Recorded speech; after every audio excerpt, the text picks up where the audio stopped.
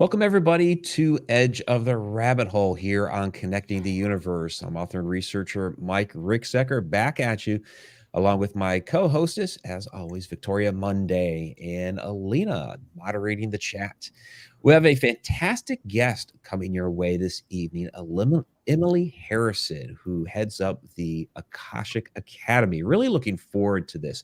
I was on her show here some weeks back. Now we're bringing her onto ours here on Edge of the Rabbit Hole. She also had what you would call a guest appearance in my book, Travels Through Time, discussing the Akashic Records and how that is related to time and possibly time travel. So I'm looking forward to getting into all of these different topics with Emily tonight. So without further ado, Emily, welcome. Thank you. I am happy to have more time with you on the air. Like you said, we hung out a few weeks ago over on my turf, and I'm really honored that you're having me here and I get to meet your audience. Actually, say hello. I love to say hello and to interact with the audience. So say hello and let us know where you're tuning in from when you get here. And Victoria, it's so great to meet you and to be in your field too. Thank you both so much for having me. Oh, it's so nice to meet you. I'm so looking forward all week to talking to you. Good, good. Well, let's dive in. I think people are really geared up for this one.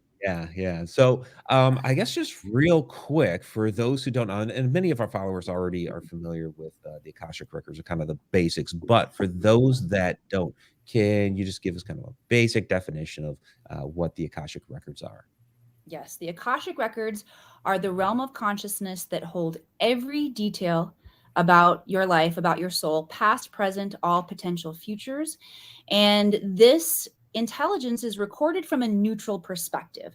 Neutral meaning unconditional love and zero judgment. This is the way that God sees you, that Source sees you. This also holds all of your highest potential.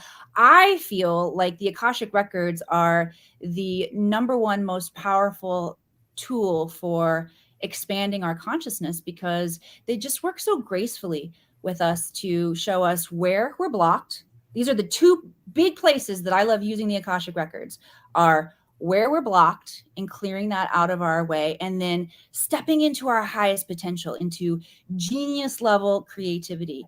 And Mike might not use the same vocabulary as I do about tapping into the Akashic Records, but his book and the intelligence that he brings when he shares his gifts and genius is coming from that etheric realm, super conscious intelligence. So working with you when you reached out and asked me to guest star, thank you. I have a history in Hollywood, by the way, everyone. Before I tapped into the Akashic Records, I was an actress for 20 years. Ooh. Which I guess we should ask, how you made that transition from Hollywood to doing the Akashic record readings. What prompted you to do this? Well, and this is a great time to get to know your audience as well.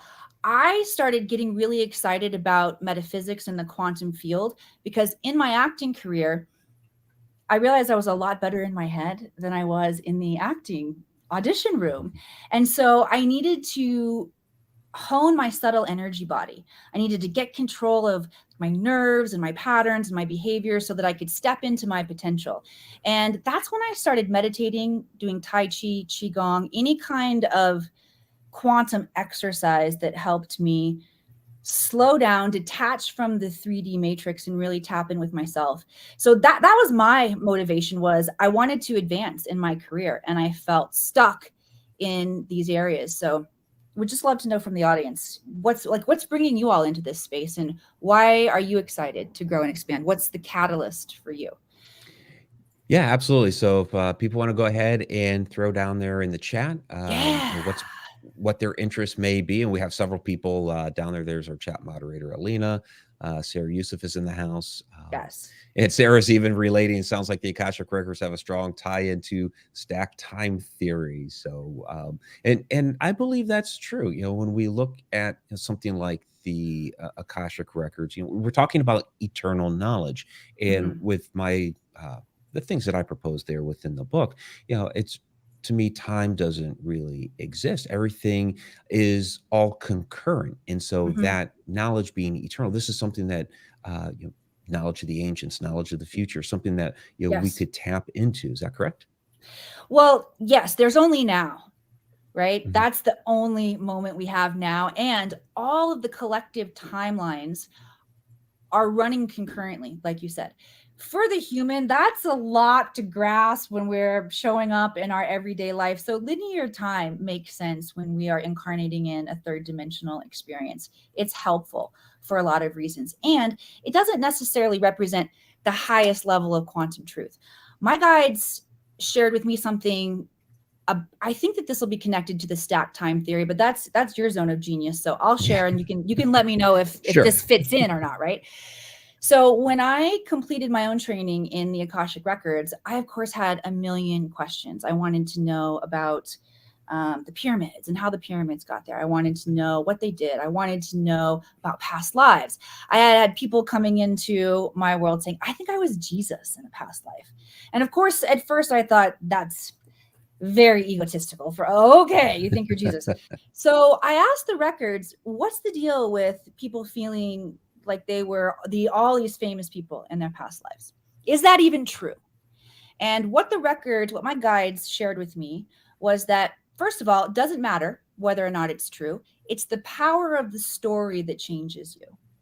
And I instantly thought about how the hero's journey is woven into our DNA as humans, and how we write our own story here as we experience ourselves as creators. And I felt a lot of alignment with that. And then they went on to say, furthermore, and they talked to me in Hollywood terms, kind of like Mike does, saying I guest starred in his book. My guides talk to me in Hollywood terms. Okay. And they're talking about these collective storylines. They're talking about the role of Jesus, the role of Kuan Yin, the role of Napoleon. We can talk about the good guys and the bad guys, right? The heroes and the anti-hero. Right. What the guide said is, we're always casting a Jesus. The Jesus storyline is happening forward and backward and all at once and all at the same time. So for that reason, we're always needing souls to experience what that storyline, what that archetype really looks like. So regardless of if you've actually been Jesus before, you have experienced an archetype of being a savior, being in Christed consciousness energy. You've experienced this archetype, or I should say, what we're experiencing now is a convergence of all of the archetypes.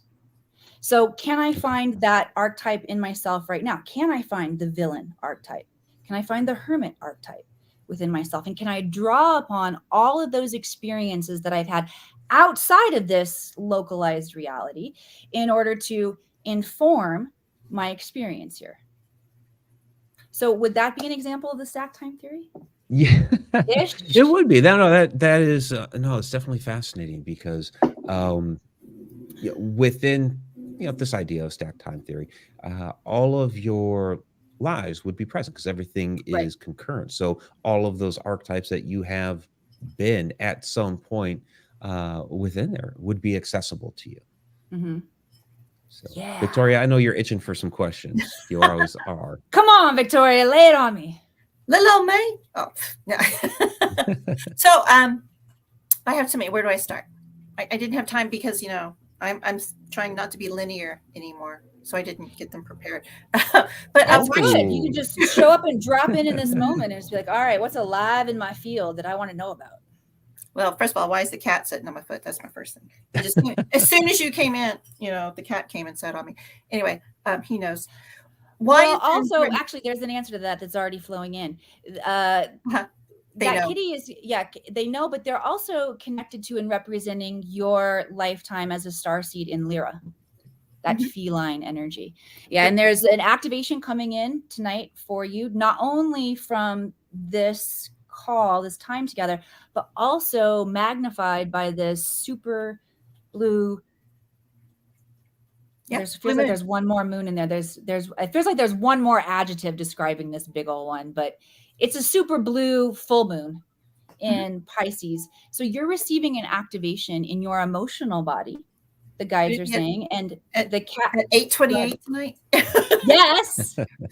Okay. Yes. And your kitty cat is there just to help you be present to that energy and to ground that energy. He is. Getting off topic. This cat knows. Like Mike knows. I like to live in the woo woo. A lot of people are ghost hunters and ghost chasers, but I'm in the woo woo, and he is in the woo woo as well. Anyway, why should people, do you think, learn about the Akashic Records? I know why I learned, and when I learned, and people are like, "What?" My mind like blew up, because everything just started falling into place. And it was, lifetime after lifetime after lifetime, I saw what I was doing, and I found the message, and I'm like, oh, Yeah. Well, okay. And then things started getting so much easier. But why, in your opinion, Yes. do you think people should find where they are in the Akashic Record field? Because it opens us up to a higher level of awareness, just like you described, Victoria, of being able to see the past lives, see the pieces, see the patterns, finally click, making sense. And while we have so many amazing healing modalities that are available to us here on the planet right now, when we take responsibility for healing ourselves, when we have the aha moments and the neural pathways shift, that's us taking ultimate responsibility for creating our lives, and it empowers us when we do it ourselves. It's like getting a boost at Jamba Juice. You get extra power for your journey, your manifesting here on the planet. And I think the healing is more effective because you're participating it in this way where all of a sudden you understand. We know from the 7 Hermetic principles that the universe is mental. Everything is created from a thought. And so when you have a different thought or expanded awareness that we get in the Akashic Record, you're already 10 steps ahead of the game where you were before. So that's really the place that we need to start in the Akashic Records, because truly, when you think about every detail of your past, present, future, and it's not just human souls. Mother Earth has an Akashic Record. The galaxy has an Akashic Record. The stacked time theory has an Akashic Record. Relationships have Akashic Records. So once we learn to tap into this library, this resource, we can begin to extract knowledge in missing pieces that are going to further our society. We get to tap into advanced levels of creativity and bring technology to the planet, new medicine to the planet. However, you don't just get to get carte blanche access just when you learn to go into the records. There's a self-purification stage. And this is where we're truly healing ourselves in our lives. It's about learning to love ourselves unconditionally so that we can love others unconditionally. And all of our karma, I talk about karma in my curriculum as unlearned lessons. And we repeat our karma, these patterns over and over and over again. Oh, yeah. Those patterns are only here. Well, one, they're here to help us learn, but they root in a false belief or an aspect of thought, emotion, and behavior that we are participating in that doesn't represent the highest truth. Usually because we don't love ourselves enough. We have shame, we've got these lower density emotions, not only from our own experience here on the planet, but generationally. There's shame and oppression passed down through the DNA. Learned helplessness is a huge one. And so if we're going to have access to all of the power, all of the knowledge in the universe, it's imperative that we are acting in our highest good and the highest good of everyone connected to us. And the only way that that can be ensured is self-love. When I love myself, absolutely. I see God in myself, I see God in you. And there is this higher level of humanity and compassion and enlightenment so that we can use this technology for good and not blow ourselves up with it like we have done in previous timelines, such as Atlantis. Yeah, let's not do that. Let's not do that again. Yeah, let's not. Real quick, we have a $10 super chat from Tom McNicholas. He says, have an exciting blue moon. Thank you very much, Tom, super chat superstar. Okay, so I have another tweak of that question. Go ahead. I've always done my past lives, and I didn't realize you could look into your future lives. Is that allowed? And isn't that kind of frightening? Because now you know where you're going to go, because that would take away your free will, wouldn't it? Well. So Emily's itching. Yeah, I'm excited for this because reverse engineering in the Akashic Records, the timeline that we desire to experience, is so fun and it's easy to do. It's another way to say manifesting, right? Is to reverse engineer a timeline. So what I feel to be true that my guides have shared with me is one of the biggest reasons that we choose a life here on planet Earth and we incarnate here is to experience ourselves as the God, goddess energy, the ultimate creators. So we're supposed to be creating, y'all, and we are. Furthermore, every single one of us is creating in every moment, including right now. We are creating, we're participating in this dance with the etheric universe. And when we go through the process of clearing a significant amount of our karma, Victoria, and then we start feeling that desire to tap into our unique genius, the next question that comes up is soul mission. What is my soul mission? What am I here to do on the planet?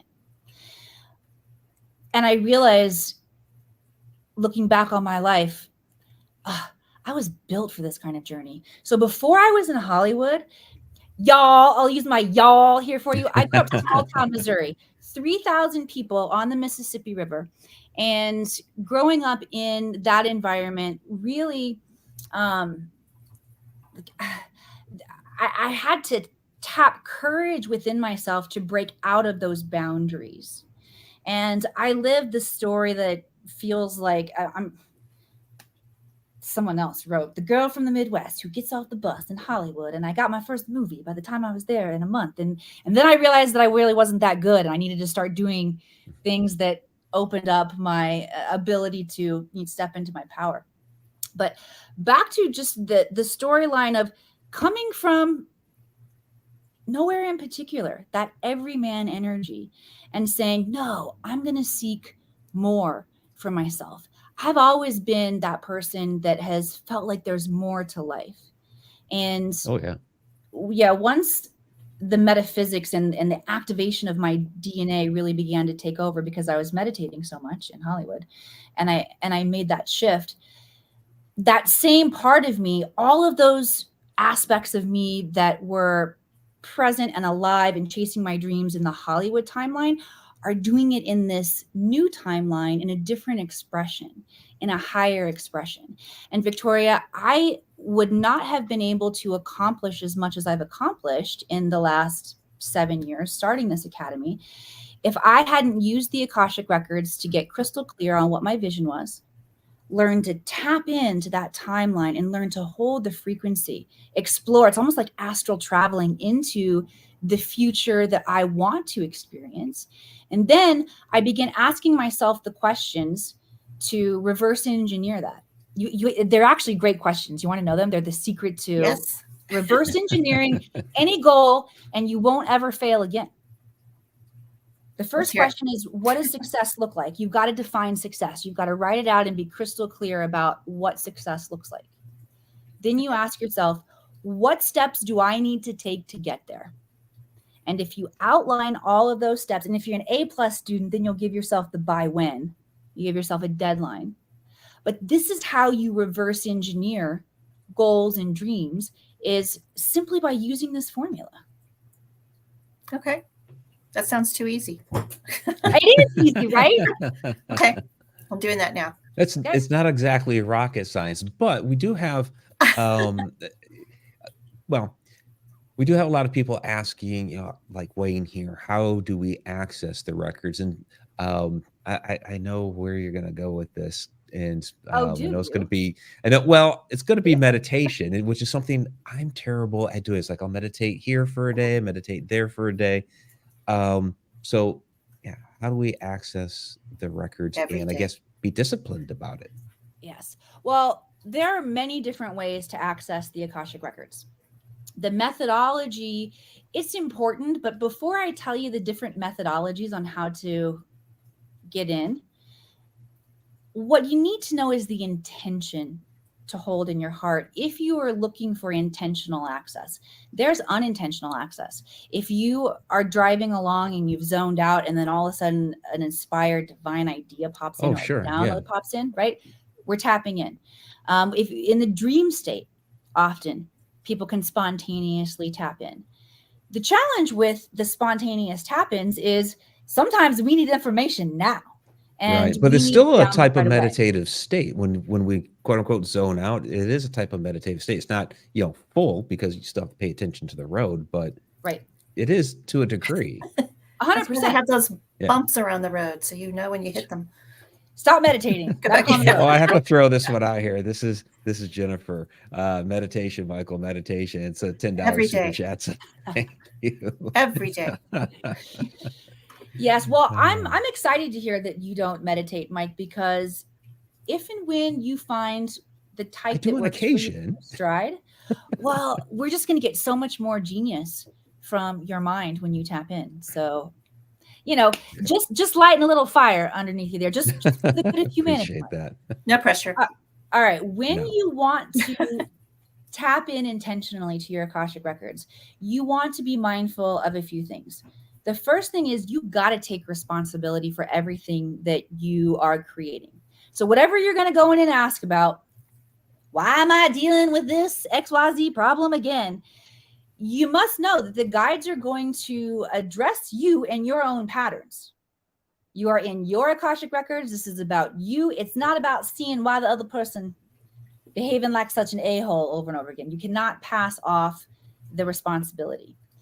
The other thing is that we must be willing to see ourselves through that state of unconditional love and zero judgment. Otherwise, when our patterns, our habits, the things that we want to shift and change are revealed, we can go into a shame response around that. And shame is the lowest vibrational frequency on the scale of emotions that we can feel. And shame keeps us very oppressed. It keeps us able to be brainwashed and imprisoned. And you don't want to bring more of that into your field. You truly have to be willing to learn to see yourself from a different perspective. So feeling into like that level of preparation, then you can go into the records in a variety of different ways. I actually learned through a method that was downloaded by Linda Howe in the 1960s. And it's not Linda Moulton Howe from Ancient Aliens. Right? It's Linda Howe from the Akashic Records. She downloaded a prayer called the Pathway Prayer that you can repeat part of this prayer out loud, part of it silently, and that will create the connection, the light bridge to the Akashic Records. When I finished that training and knew that I wanted to teach others how to access their Akashic Records, I felt my guides urging me to download a way to tap in with them and say, all right, well, how are the people who are here to learn with me in this lineage? How can I best guide them into the records? So that's what I did. I tapped in and asked, and information started coming into my mind.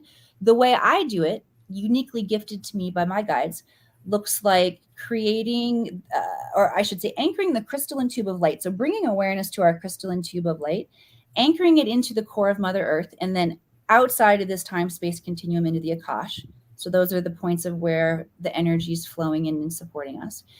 Shifting the consciousness into the heart space is really important because the brain is not designed to do the interacting in the Akashic Records. You want the heart mind to be your interaction point. So you shift the consciousness into your heart. It's just imagining that happening. I train my audience to imagine the consciousness as a crystal ball, and like you bring the crystal ball outside in front of your face and then drop it down into the heart space and then reabsorb it in the heart. You can just give yourself some kind of a visualization or directive to move the consciousness into the heart space. And then we sound 5 sacred ohms. The frequency of ohm prepares the body for communication. So it relaxes us. It puts us in a state of presence. And then it's all about asking questions and being attuned to the imagination of what flows back into your mind. Fantastic. Oh, that's extremely detailed. Really appreciate it. It's like taking notes. Do you get it? There'll be a quiz later. Replay worthy. Yeah, Absolutely. watch again with your notes, taking notes. Yeah. So when you thank you for that. Sorry. When you connect with the Akash, is that where you're getting the downloads in the center of your head? Is that where the information's coming from? For me personally, or universal you? Yeah. The universal you. It's different for all of us. And what will increase each one of our connection to the Akashic Records is beginning to build our own relationship with that space. So maybe for you, that's where it's coming in.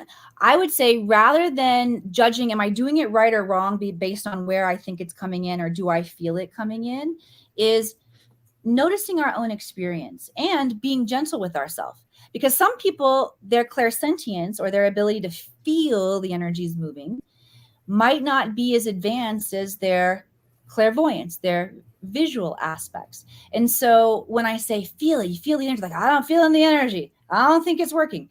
No, it's still working, even if we can't feel. So having that grace and gentleness with ourselves to keep practicing. And what eventually happens is all of our clairs turn on. Most of us have one, maybe two dominant clairs. Clairvoyance is clear inner seeing.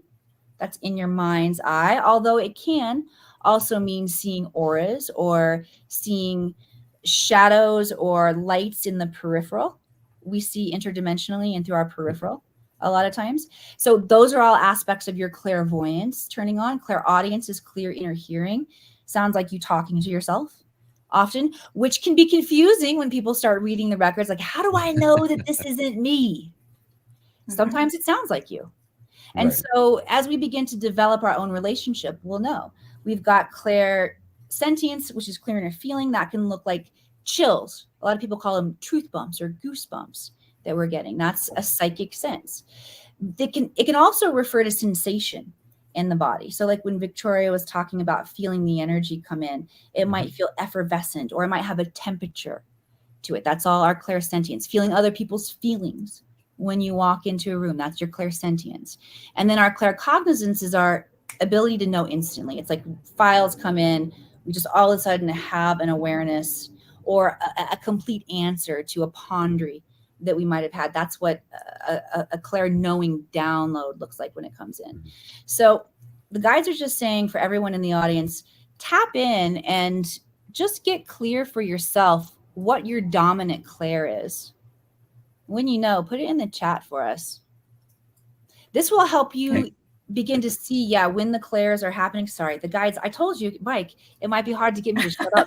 Guides, no, you're good. I was just gonna piggyback on that. Say, guys, okay. Put it down in the chat. So, but I liked what you said a few minutes ago about the brain and the heart connection, because there are, and a lot of people don't realize this, there are neuroids within the heart, and they call it, the little brain within the heart. So I really liked that illustration that you had posed there. That there's more within our body to be able to make these type of connections. Yes, we come wired with the abilities to do this. It's just hasn't been valued in our society. The information is potentially, and I don't feel so much in this current now that we're in, that this information is dangerous. I feel very protected and excited and vocal to share with people. But a lot of the light workers and healers that I work with talk about past lives of persecution, where it's not safe to talk about this information. So we have had societies and generations and times here on this planet as of our recent past where this hasn't been a skill that is mindfully cultivated in our society, but that's coming back online now. And just like I got excited for you and meditation, and there's more potential coming. Society, we're that way too. And it makes me excited for where we get to go as we're bringing these esoteric arts back, and we're learning to train ourselves in these ways. Yeah, we're rediscovering this lost knowledge. And it's a really fascinating time, because there was a period of time where it was almost taboo to talk about these things. And now we're free to do so, really, these days. I have a question here out of the chat. This is from Alina. She says, I have felt I have a soul mission here since I was very young. Is it possible to have that inner knowing when you're still little?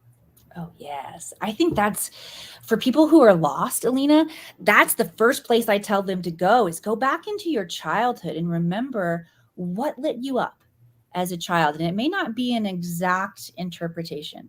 For me, I can remember I wanted to be an astronaut. So there's definitely that space connection and our extraterrestrial friends in the universe.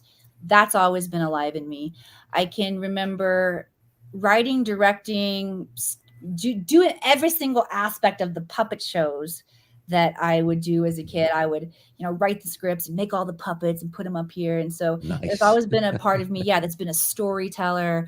I sat my animals up, wanted to teach my animals, so that there's that teaching aspect. So just go back to your childhood and remember where you felt the most alive in your playtime, and that will be a clue for you.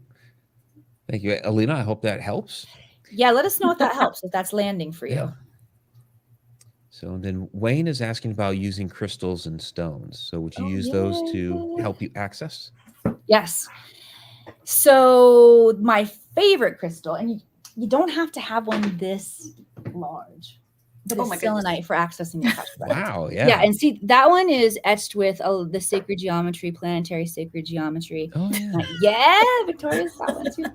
Whoo, I'm feeling this one vibrating as I'm holding it. So selenite is a great crystal to help you hold connection to the Akashic Records. It's the one that I encourage all of my students and clients to get. It's soft, so if you drop it, it will probably break. Don't be sad. That's when I first started getting into crystals, and it does reawaken something from childhood of like having all of these special gems and jewels. And then inevitably you're going to drop one and break one and you're going to be really sad. That's okay when your crystals break, by the way. It's a sign that their soul contract with you is complete. And you can either use both halves in a different way, or you can bury them if you want to return them to the earth. But definitely play with crystals. Moldavite is an excellent crystal for connecting with the Akashic Records, but it's powerful, y'all. Moldavite comes from extraterrestrial origins. It first originated on this planet from I think it was a comet impact, right? Or a meteorite impact. Yeah, it was a meteor impact in Czechoslovakia, and because of the rich green earth that was there in Czechoslovakia, when it melted and crystallized, it took on those green properties. I actually have some in my living room. Yeah, I wear one. Oh, wow. Yeah. So Victoria means business here. Moldavite and Hermiker. So excellent. There we go. Yeah. I also like to do meditations with those crystals on the third eye. So if any of you want to practice with some crystals on the third eye, you just lay down, put on your favorite meditation, and get it balanced on there. Are you familiar with the gates of ivory and the gates of horn? Like one's a true dream. It's like prophetic. Nope. I think it's gates of horn. I was wondering if that's a way you could maybe access your Akashic Records. Like when you're going to sleep, you ask for a dream that comes through the gates of horn. Did you just make up a new way to get in the Akashic Records, Victoria? No, it's not new. I was told.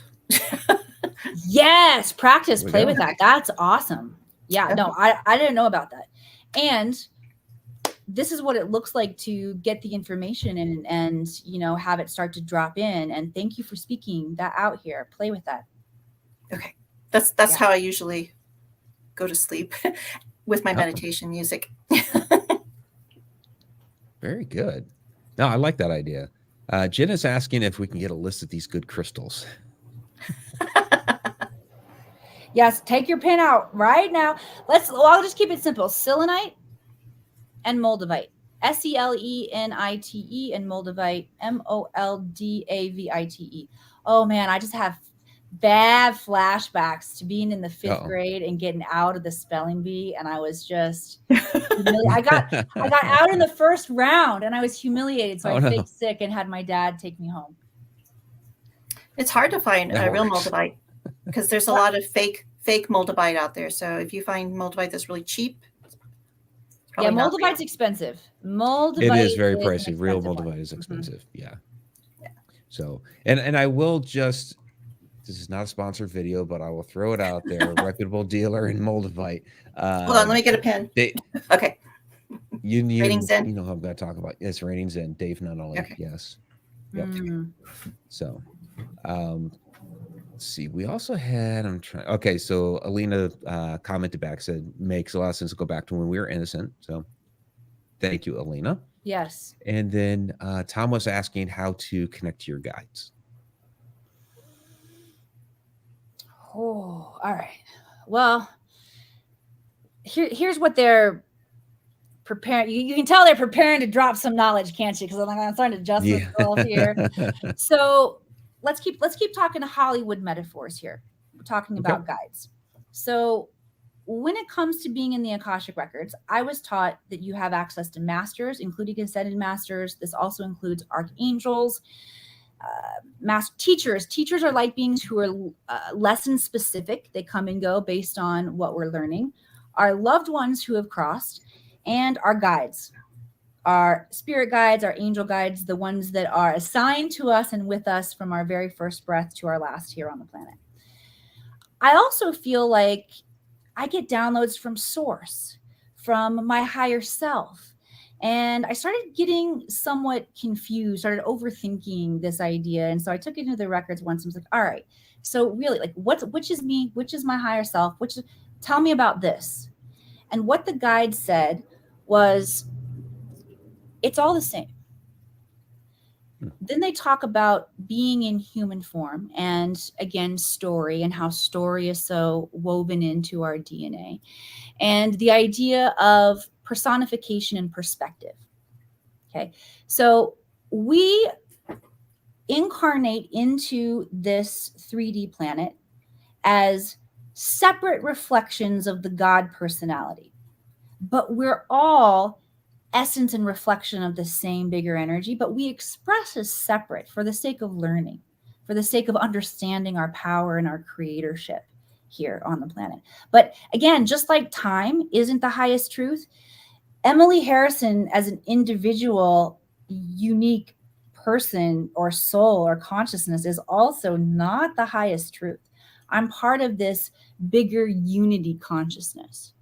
And so why do we take on this separation? Well, so that we can understand unique characteristics more dynamically, right? Same with Archangel Raphael. He has an energy signature of being a healer. So when Archangel Raphael comes forward or materializes for us or communicates with us in some way, we have a knowingness that there's healing happening, right? When Melchizedek or the Merlin energy or the Thoth energy comes in, that energy of the Great Mystery School, we have a knowingness, okay, this is higher intelligence of mysteries of the cosmos. So these different personifications help us to understand the nature of the information. It's almost like the information is taking on that consciousness so that we can recognize it, right? So when it comes to meeting with our guides, just have an intention. And the guides, the masters, the teachers, they're all really the same energy coming forward to have a unique relationship and expression with you. Are these so different guides, different angels? Are they okay? We're talking unity consciousness. Are they different frequencies of the same consciousness then? Is that a way to look at it? Yeah, I'm hearing yes on that. Yes. Okay. Yeah. Just trying to wrap my head around. I mean, from the perspective, the perspective I've been taking things lately. So from that perspective, because to me, okay, so everything's energy, resonance, frequency, vibration. So if we're all part of a greater whole, and we have that separation, and different things I talk about when we see or interact with different parts of this universe, like the person right next to us might not be able to see it because we have our own personal resonance, frequency, vibration. Correct. So so that's why I was trying to understand, okay, are these other beings, entities, are we talking about the same thing here? Yes. I mean, I think that my guides told me this one time, and this is a really interesting one to wrap my head around. But what the guide said was that everything is God. So we would say unconditional love. Everything is love vibrating at different frequencies in order to know itself.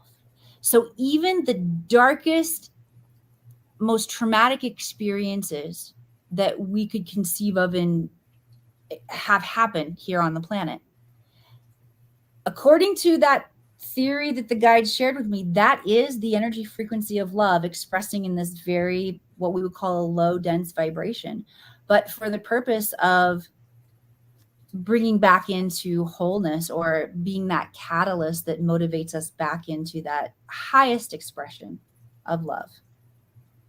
I don't know if that answered your question, but that's what was alive in my field to share. I mean, it sounds really, the idea of everything is connected. So yeah, I get it to a degree. I might have to meditate on that. Oh yes, double. All righty, I have a question for you now. Okay. Okay. If everything is connected, like through a God consciousness and it's all love, and I was told that my archangels are Michael, Raphael, and Uriel.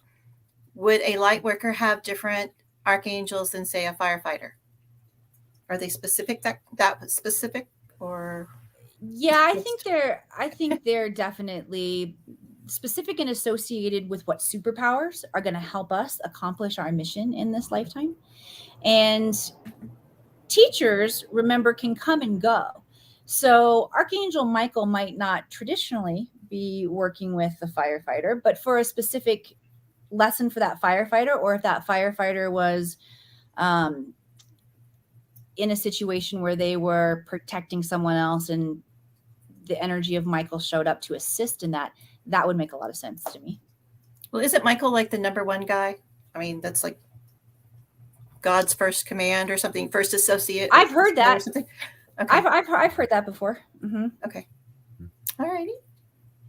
A question here from Sarah.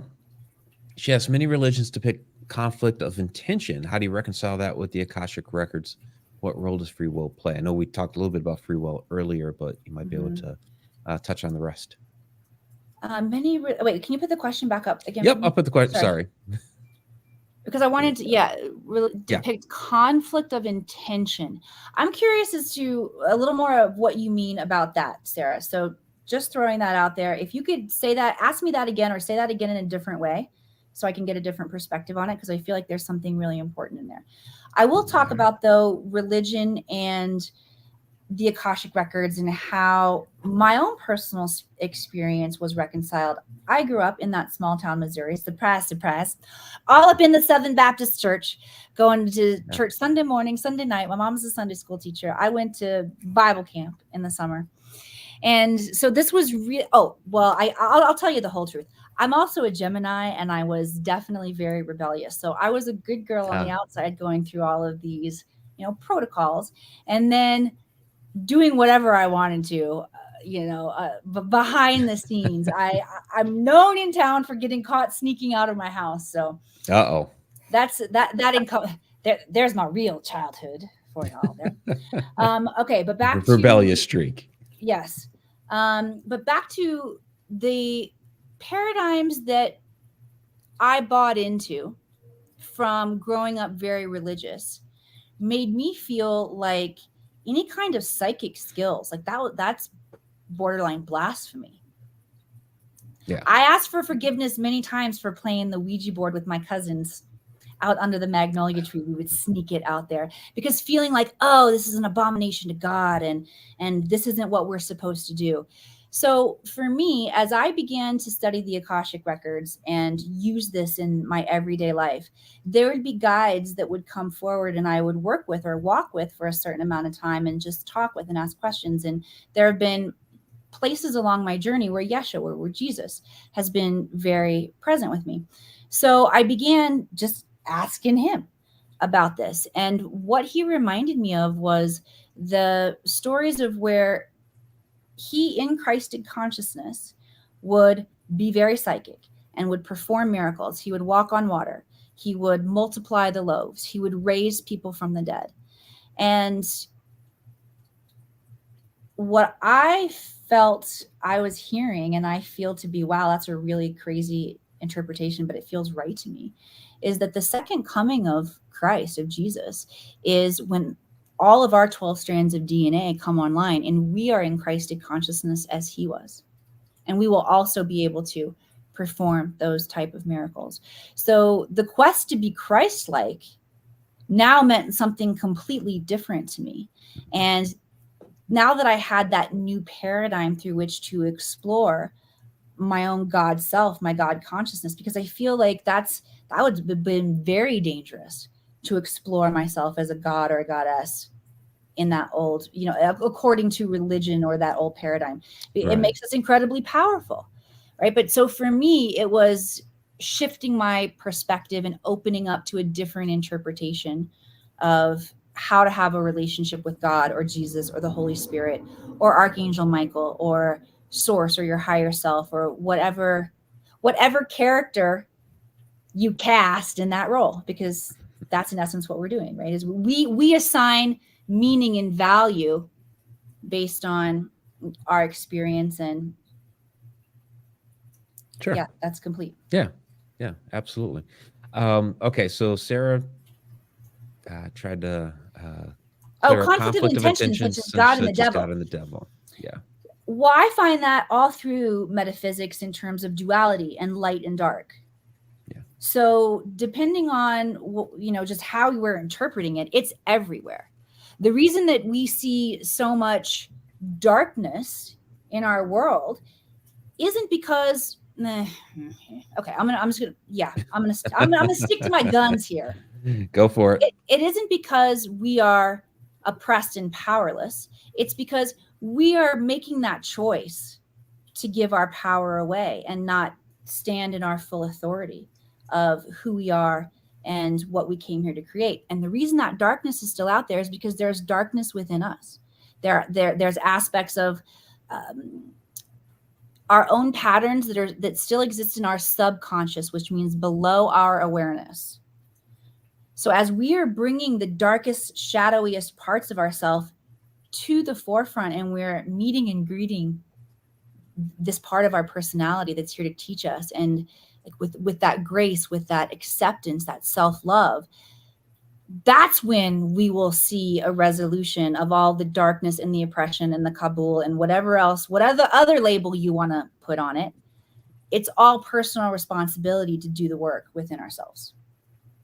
So when you access the Akashic Records and you find what needs fixing, isn't that the same thing as doing the shadow work? Because that's a very hard, dark part of life, is accepting that, you have this darkness in you and you have to overcome it. Yeah, I think so. I feel like how I defined karma earlier as an unlearned lesson, not everybody would define karma that way, right? Shadow work, I would define as disassociated parts of ourselves. So 100% going back into past lives and finding, or in our past in this life, and finding our own darkness. I would definitely call that shadow work. Maybe not every healer out there would categorize it quite the same, but I would call it that. Yeah, because it's hard looking at yourself in the mirror and realizing, well, I really need to work on that. But once you do. Yes, you're right. The guides talked about that in not this week's Akashic Answers with Emily, but last week's. And they brought through an activation of grace. Oh. And it had to do with looking at yourself in the mirror and beginning to invite more of this graciousness into your experience, because that is a pitfall for so many people as we go, and even stops a lot of people from going on this journey of self-exploration, is they're afraid of what they're going to find. Mm-hmm. But that's a lot of people don't like looking in the mirror like that. Yeah. Well, that's what Snapchat's for. Put the filters on. Yes, augment your reality. So you mentioned Akashic Records with Emily, which is something you're doing weekly. So let's talk about what you have going on here. So yes. I have up here, if I can find the right tab, your workshop you have coming up. Great timing. Yes. That we have this workshop. So this is September 11th to the 14th.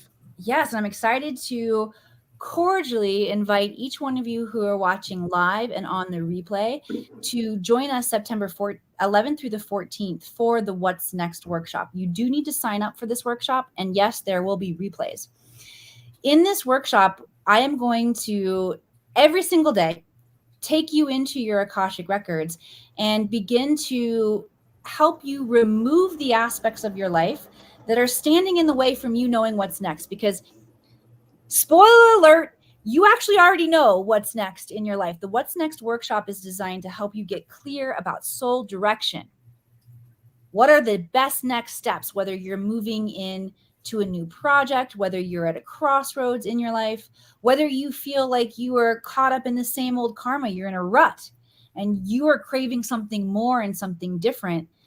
Just like we've talked about many times on this broadcast, and Alina brought into our field about having this mission and purpose that we know when we're a kid. You already know it. All I'm going to help you do during that week is strip away the aspects of your life that are preventing you from seeing clearly what it is you're here to do, and give you tools and the empowerment to create that map for yourself moving forward. It's such inspired training that came in from the Akashic Records earlier this year, and we've been doing this as our signature, as one of our signature seminars. And the transformation that is happening in people's lives, what they're seeing as possible for themselves, and then finding the courage to take action on, is changing the game for so many people. And I'm excited to share that with your audience, Mike. That's fantastic. I do have the link down in the description of this show. But again, here are the dates. It's a free 4-day workshop, and this is an hour each day is what we're looking at. Hour here, each correct? day. Mm-hmm. Okay. And for those listening to the podcast later, the link is, or can they just get to it through the Akashic Academy? Is the link there on your site? Yes. Yes, it is.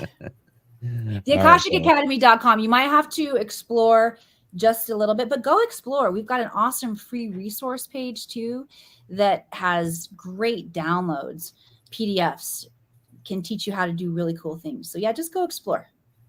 Okay, I have to ask, Fantastic. did you pick those? Go ahead. Did you pick those dates specifically because there's something astrological that happens those days? No, not on purpose, but there probably is something happening, because I notice, and I shared with Mike this morning, I just reached out and said, I'm excited to see you later. And what an auspicious day, such a powerful day.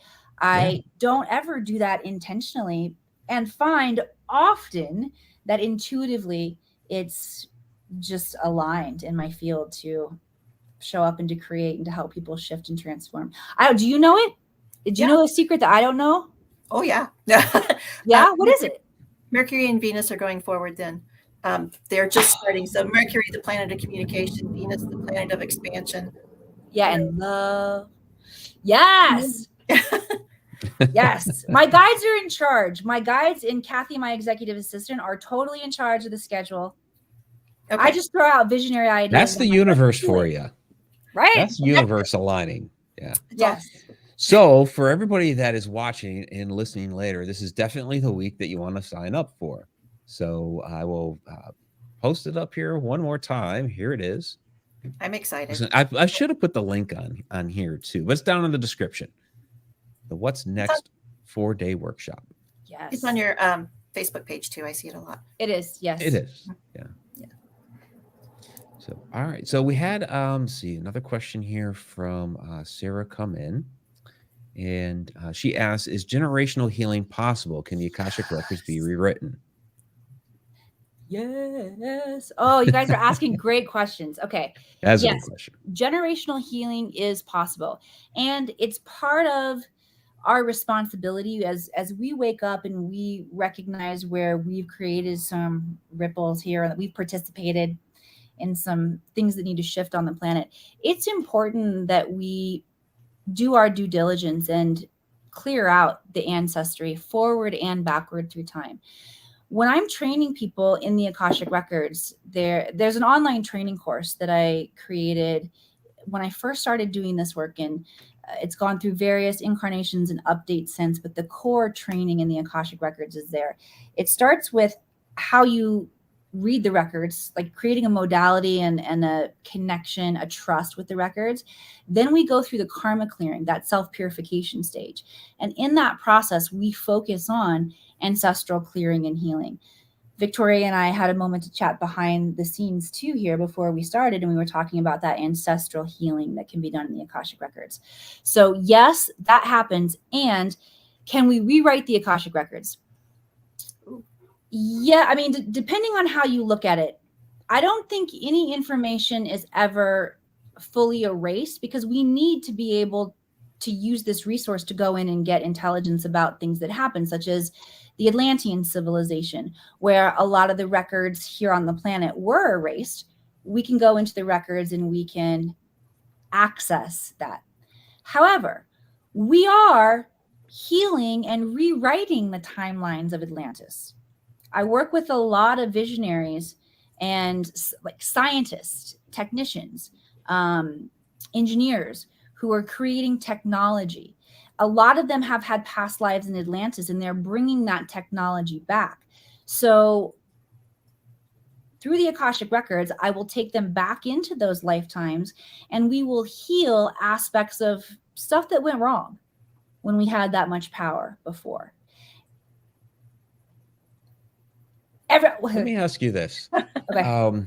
Okay, we're talking about generational healing.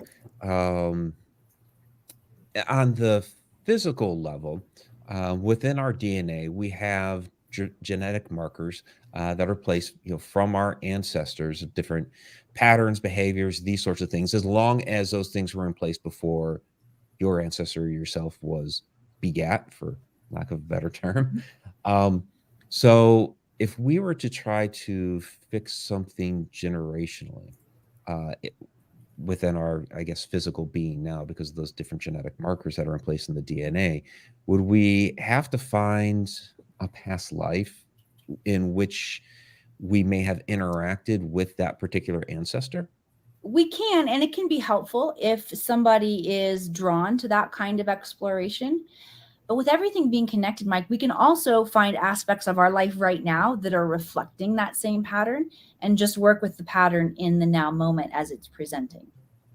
But the interesting thing is, when we do this kind of work, you could look at it as rewriting the Akashic Records. When we go back in time and we heal a certain aspect of ourselves or a timeline that we were in, it has ripple effects forward and backward through time, the guides say. Right.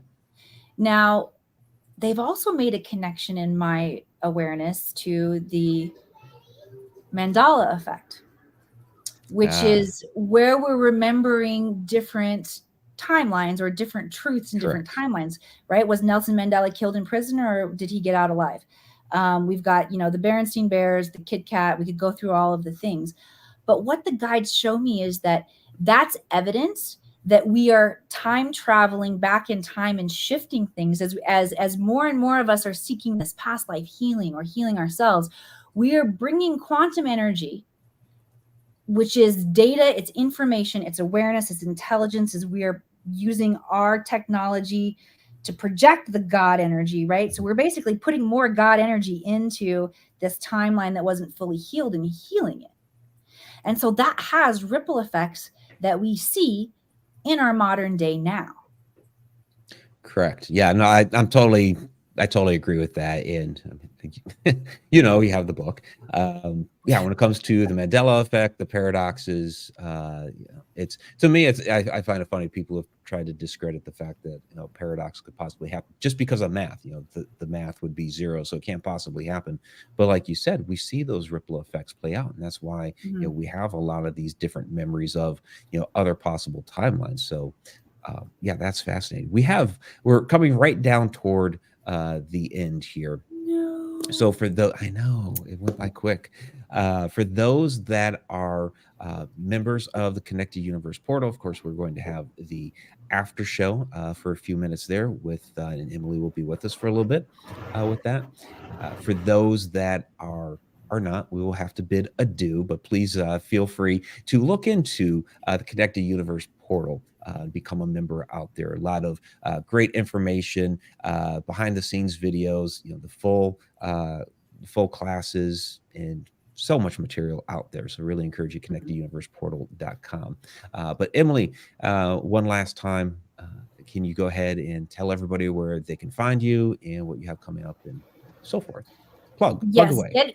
get in touch at the akashicacademy.com, our website, and please accept my cordial invitation to join me, members of my tribe, and much of your community. We're going to be sharing this with the communities of visionaries and thought leaders. So expect a really powerful group of beings who are ready to transform, to hold space for you there in the What's Next workshop. This is designed, again, to bring forward clarity around your soul mission in this lifetime and help you find direction to move in alignment and towards those goals, those things that your soul came here to accomplish in this lifetime. All right. Thank you so much, Emily. For Victoria Monday, I'm Mike Ricksecker. Again, after show for the members, everybody else, enjoy your evening. Till next time, time really exists.